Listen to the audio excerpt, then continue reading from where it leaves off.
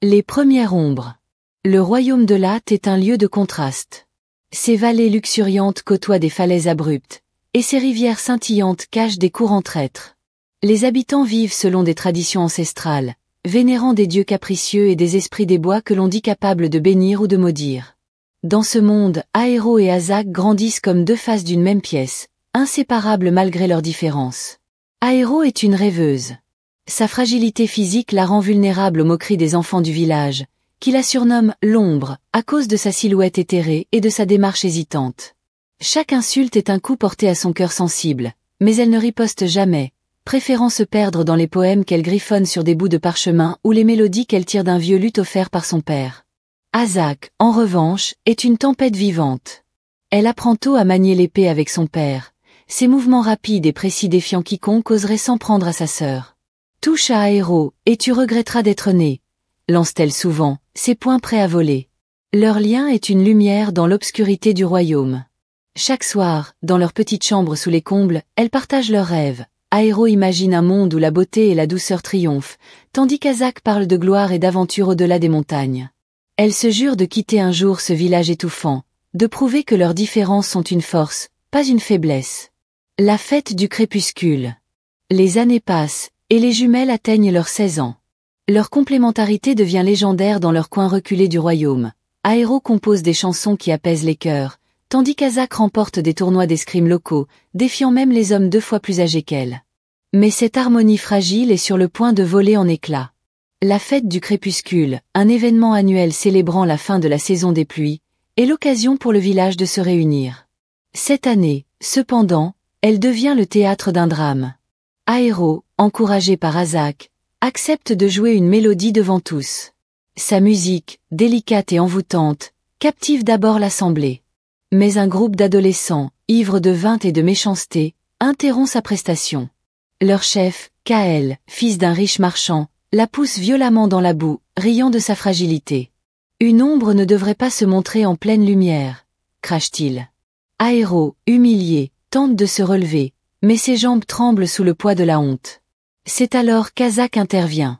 Aveuglée par la rage, elle se jette sur Kael, son poing s'écrasant contre sa mâchoire avec une force brutale. Dans la confusion, elle le frappe encore, et il s'effondre, le nez en sang. La foule hurle, partagée entre l'effroi et la colère. Kael, bien que cruel, est intouchable. Son père contrôle le commerce local, et sa famille est puissante.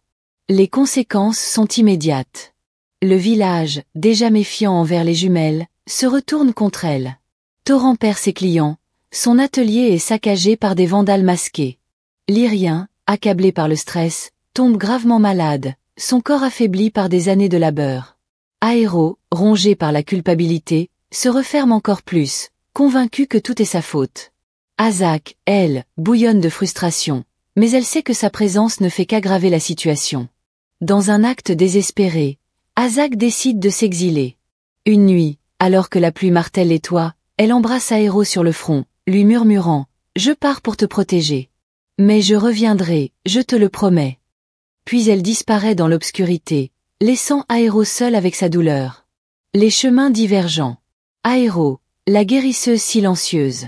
Privée de sa sœur, Aero sombre d'abord dans le désespoir. Les villageois la traitent comme une paria, et sans Azak pour la défendre, elle doit affronter leur regard seul. Mais la maladie de sa mère devient un catalyseur. Refusant de la perdre, Aero se plonge dans les herbes et les potions, apprenant les secrets de Lyrien. Elle découvre un talent inné pour la médecine, ses mains délicates mélangeant des remèdes avec une précision presque surnaturelle. Un jour, elle rencontre Eldrin, un vieux sage excentrique vivant en marge du village. Il voit en elle un potentiel rare et lui enseigne des savoirs oubliés, des potions capables de guérir les blessures de l'âme autant que celles du corps. Avec son aide, Aero commence à soigner en secret ceux qui osent encore lui faire confiance, gagnant peu à peu le respect de quelques âmes bienveillantes. Mais elle reste hantée par l'absence d'Azak, se demandant si sa sœur est encore en vie. Azak, la guerrière errante.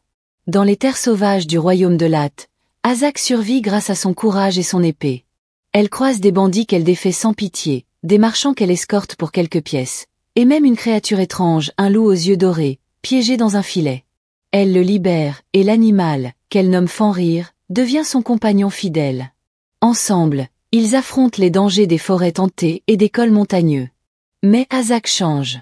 Chaque combat, chaque rencontre lui enseigne que la force brute ne résout pas tout.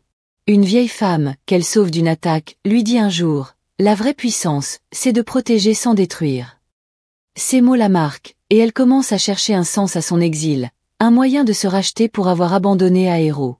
La malédiction des cendres. 1 an après leur séparation, une ombre nouvelle s'abat sur le royaume de Lat. Une maladie mystérieuse, surnommée la malédiction des cendres, se répand.